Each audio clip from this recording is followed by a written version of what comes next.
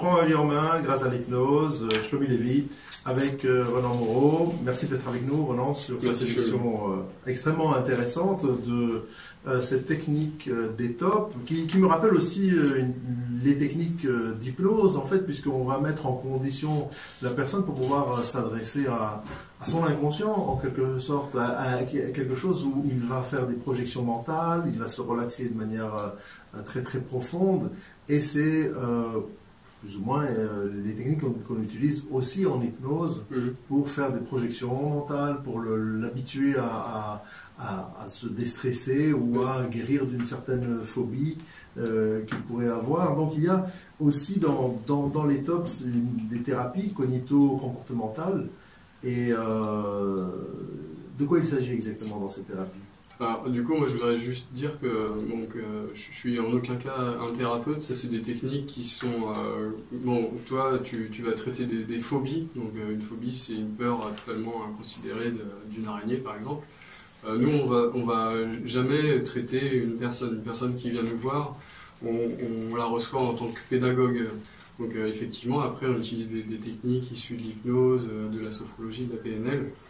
Mais une personne qui est malade, je suis absolument pas formé pour la soigner. On la redirigera vers le corps médical ou vers des spécialistes. Après, effectivement, on utilise donc des thérapies cognitivo-comportementales, donc ce qu'on appelle TCC.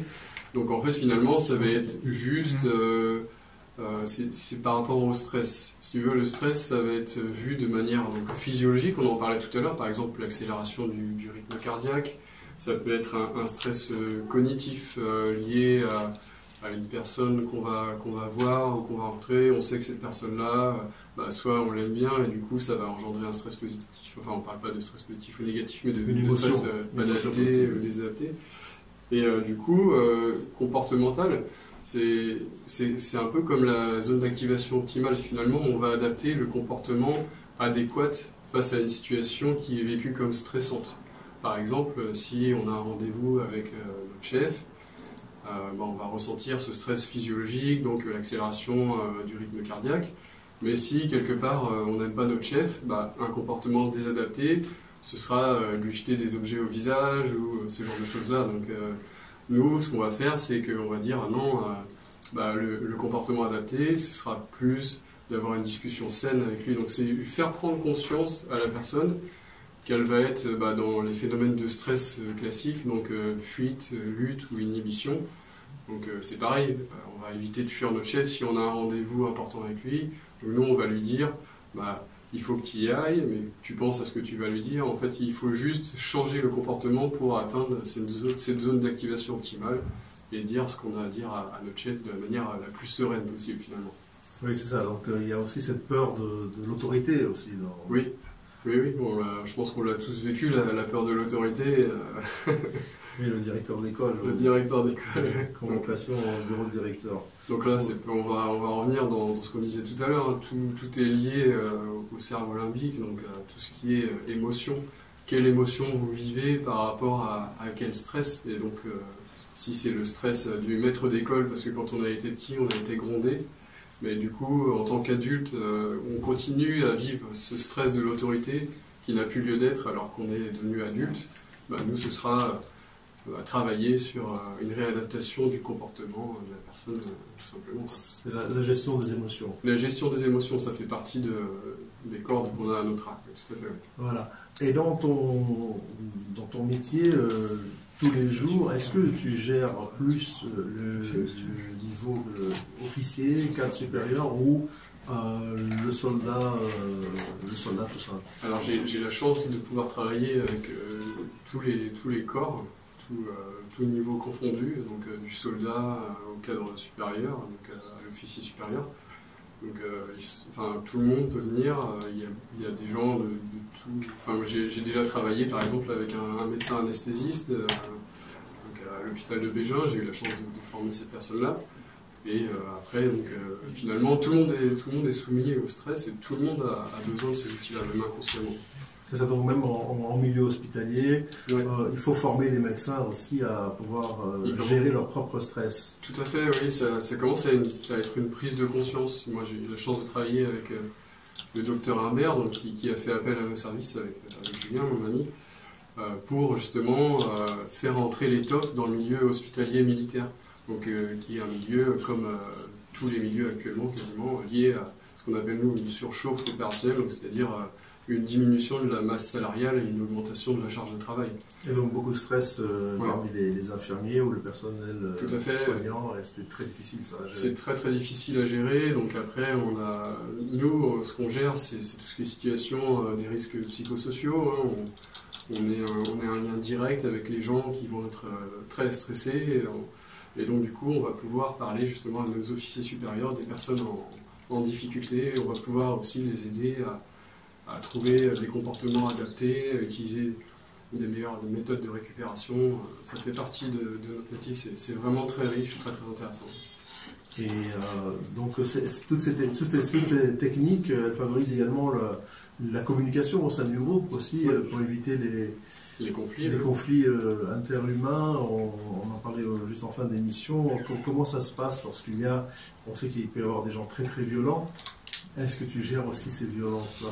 Alors nous on a des cellules qui sont mises en œuvre pour gérer ce genre de violence. J'en ai pas connu heureusement, mais ça peut arriver, on ne sait jamais. Non, moi ce que j'ai connu c'est des cas de dépression, donc dans mon milieu, le milieu aéronautique, le milieu aérien, soumis à un régime d'alerte assez contraignant. Il faut avoir une vie stable dans sa vie perso. Quand on a une vie professionnelle très riche et soumise à des contraintes assez exigeantes. Donc voilà. Nous, on a eu, quand j'étais mécanicien, parce que, pour parler un peu de ma carrière, avant j'étais mécanicien en soi, donc j'ai passé un concours pour devenir navigant, et quand j'étais mécanicien, on avait de la contrainte opérationnelle, mais c'était moins accentué que là. Et donc là, en arrivant dans le milieu aérien, la contrainte opérationnelle a été démultipliée et j'ai vu plusieurs cas de dépression, de risques psychosociaux. Donc nous, on est... par exemple, dépression, ça veut dire quoi exactement? Dans quel cas précis?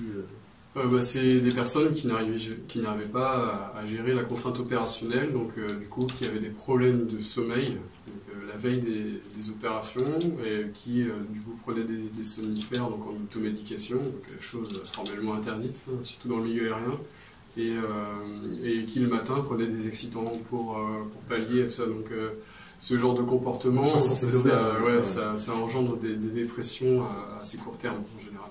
Et donc là, nous, c'est ce qu'on a eu, et donc ces personnes-là, en plus, elles sont parties, quoi. Elles sont parties, mais du coup, moi, ça m'a choqué quand je suis arrivé. J'étais pas formé encore à l'époque au top, j'avais pas la compréhension. Oui. Et c'est ce qui m'a fait aussi faire ça. Parce que je me suis dit qu'il y avait quelque chose à faire, et nous, on est là pour faire de la prévention aussi. C'est pour ça qu'on donne des cours sur le sommeil, le stress, la gestion des émotions, la motivation, ce genre de choses. Et depuis combien de temps tu pratiques les TOP au sein de l'armée? Donc alors je fais ça depuis 2014. Voilà, donc maintenant j'ai eu mon diplôme en mai 2015, mais la formation fait que j'ai commencé à pratiquer depuis 2014. Donc nous on mène une action pérenne au sein de mon escadron, on fait des séances avec du monde tous les jours, et puis on fait des cours et des stages donc, à l'hôpital de Bégin, donc à Vincennes, et aussi à l'hôpital de Percy à Clamart. Donc là c'est des journées bien-être. Donc dans le hall de l'hôpital, dans un endroit très bruyant, on essaye de faire découvrir les TOP aux gens qui passent. Donc aussi bien au personnel hospitalier qu'aux gens qui sont malades. C'est très très intéressant. Ah oui, c'est assez extraordinaire, ça paraît passionnant. Et tu donnes également, ces formations sont ouvertes au milieu non militaire? Oui, tout à fait. Alors du coup, l'un de mes formateurs, j'ai été formé à Dijon par M. Soria, Laurent Soria, qui lui a monté sa boîte en collaboration donc, avec le docteur Perrault-Pierre. Et lui, aujourd'hui, vous pouvez le retrouver sur Internet, et il a monté sa boîte de TOP. Il fait des formations à Dijon et à Paris. D'accord, et toi tu es un des formateurs également? Non, moi pour l'instant je suis dans le milieu militaire, donc j'apprends encore, puis un jour éventuellement vous me reverrez dans le milieu civil. Très bien, c'est en effet très intéressant. Tu utilises également les méthodes que tu as apprises en hypnose avec, oui. dans notre formation pour pouvoir améliorer toute cette technique finalement. Oui, tout à fait. J'ai utilisé beaucoup de méthodes liées à l'hypnose parce que quand on a le livre et qu'on devient moniteur, finalement, on a un cursus, on se rend bien compte qu'il faut creuser pour approfondir, pour améliorer l'outil, parce que c'est ça qui est bien aussi avec l'ITOP, c'est que c'est un peu comme une langue vivante, c'est un outil qui se met à jour régulièrement par le biais de tous les monitorats, parce que tous les moniteurs doivent rendre une thèse, un petit exercice, dire l'action qu'ils vont mener au sein de l'endroit où ils vont aller. Et oui, effectivement, j'ai fait un cursus en hypnose pour améliorer mes connaissances et pour avoir une meilleure compréhension de l'outil.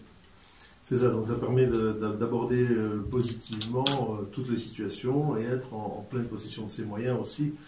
Dans n'importe quelle situation, ça permet de gérer ça et de faire passer ce message également aux soldats. Comment est-ce que ça peut s'utiliser aujourd'hui est-ce que quelqu'un dans le civil peut avoir accès à un formateur top ou pas? Oui, comme je te disais, Laurent Soria, par le biais de sa boîte, il propose des formations top. Donc vous pouvez le retrouver sur LinkedIn, sur les réseaux sociaux. On peut faire ça maintenant. On a accès à ça en tant que civil. Et l'entraînement pour arriver donc à maîtriser cette technique soi-même prend combien de temps? C'est relativement rapide. Après, nous, on utilise des techniques qui sont simples et qui sont extrêmement simples, pragmatiques. Donc, on a un protocole qui est toujours le même. Moi, je sais que quand je fais mes formations initiales au top, donc à Bégin ou sur la base sur laquelle je travaille, les gens qui sortent du cursus de formation initiale commencent déjà à toucher du doigt un peu la compréhension des outils. Et je pense qu'au bout d'une semaine, 2 semaines, on peut y arriver facilement, quoi. Et la formation dure combien de temps? Alors nous, on a 2 modèles de formation. Donc celui qu'on propose à Bégin, c'est sur 2 jours. Et celui qu'on propose sur la base aérienne, c'est sur 2 jours et demi. Parce qu'on fait un peu de cohésion, parce qu'on a la chance d'avoir des infrastructures et des moniteurs de sport à notre disposition.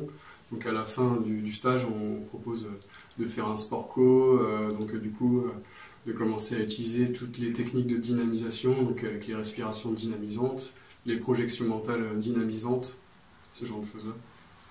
Très très bien. Donc, là, c'est assez complet. C'est assez complet pour ça.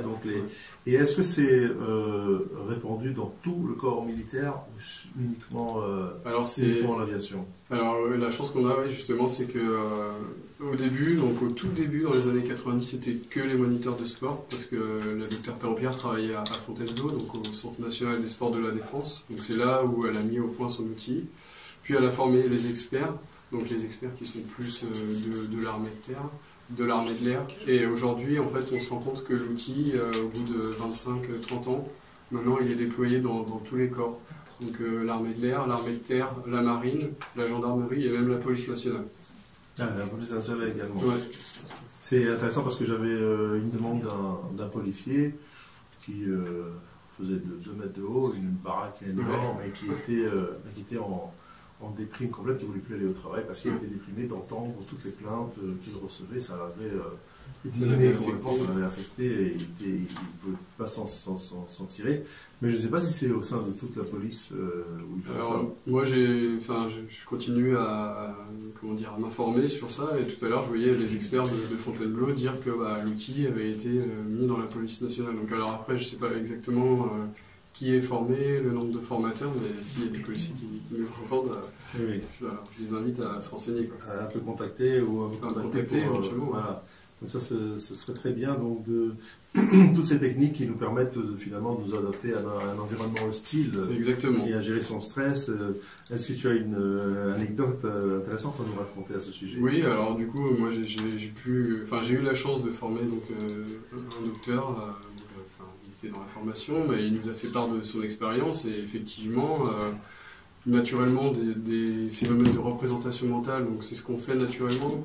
Et le fait de mettre un protocole et de s'imaginer, par exemple, faire une chirurgie ou endormir quelqu'un, c'est quelque chose de lourd. Du coup, cette personne-là a eu la chance de bénéficier de ça. Donc c'était très intéressant pour nous et pour lui, du coup, ça lui a permis, on va dire, d'affiner encore ses méthodes du travail.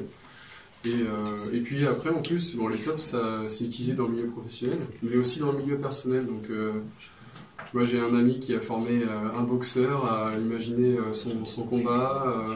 On parlait des sportifs de haut niveau tout à l'heure. C'est des techniques qui vont être utilisées facilement pour les sportifs de haut niveau. Il a formé un boxeur. Moi, j'ai formé une judoka, une marathonienne aussi. Donc, le marathon, qui est une épreuve extrêmement difficile. Il faut avoir la motivation de sortir l'hiver sous la pluie, quand il fait froid. En plus, cette année, on a eu énormément de neige. On a envie de rester sous ses draps, quoi. Et donc, du coup, cette personne-là, c'est lui faire des séances régulières de projection mentale de la réussite pour s'imaginer franchir la ligne d'arrivée des 42 km en étant heureux, satisfait du travail accompli. Enfin, en fait, finalement, la motivation, c'est quelque chose de dynamique. C'est un peu comme le stress. Donc du coup, on a tous connu cette période-là en septembre où on va s'acheter nos affaires de sport, on va s'inscrire à la salle ou dans cette nouvelle activité sportive. Et puis, dès que l'hiver revient, il fait noir, il pleut, tout ça, on retourne sous sa couette et ses vieilles habitudes. Et bien, du coup, en fait, les tops, ça va engendrer une dynamisation et une motivation aussi mentale. Donc la personne va trouver les ressources pour, même en période de berne motivationnelle, du coup retrouver les ressources pour y aller, pour se dire ah oui mais je m'imagine, ah c'est vrai j'avais pensé, il faut que je franchisse cette ligne d'arrivée, il faut que j'y arrive. Parce qu'il faut savoir se définir son objectif, c'est l'une des clés finalement de la motivation. Oui, l'objectif c'est primordial parce que ça clarifie exactement où on veut aller et lorsque l'on sait où on veut aller, on a beaucoup plus de chances d'y arriver, même si on va, comme tu dis, quitter le lit pour aller courir, mais si on ne sait pas où on court, c'est un peu comme aller acheter un billet d'avion et ne pas définir sa destination. Exactement, c'est tout à fait ça. Il faut, puisqu'on est dans l'aviation, il faut absolument avoir sa destination, la classe à faire ou pas, dans laquelle on va voyager, acheter sa place, prendre sa place, et tout ça, il faut le voir. C'est intéressant parce qu'on retrouve toutes ces techniques. On avait il y a 2 semaines Robert Larsonneur, qui était notre formateur et qui en parlait justement de la force du mental, et puis d'autres aussi avec lui qui étaient là. Notamment Olivier Maderieux, qui est spécialiste de l'équipe de France, qui forme l'équipe de France en hypnose, et qui aussi tous préparent à cette préparation mentale, à cette visualisation mentale de la victoire pour pouvoir arriver à accomplir tout son potentiel finalement. C'est ça, atteindre son objectif. Donc, il y a beaucoup de gens malheureusement qui vivent sans se définir d'objectifs précis. Il faut être spécifique dans sa manière de... Mais tout ça, ça fait partie des briefings qu'on fait quand on forme une personne. On définit un objectif, on définit les outils qu'on va utiliser, et puis après c'est un travail. Très très bien.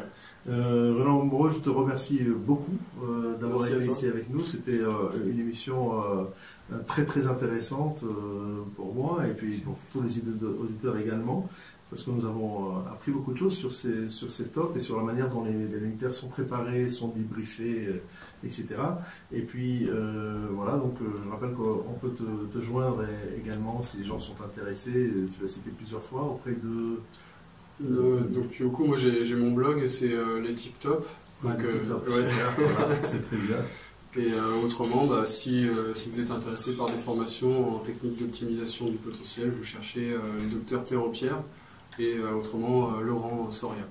Très très bien. Et également, donc vous avez sur lèvehypnose.xyz ou bien sur Doctolib, vous pouvez prendre rendez-vous avec Shlomi Lévy. Merci. Et je vous rappelle que nos émissions se déroulent tous les 2e et 4e mercredis de chaque mois. Merci à la technique avec Julien et Quentin sur IDFM 98.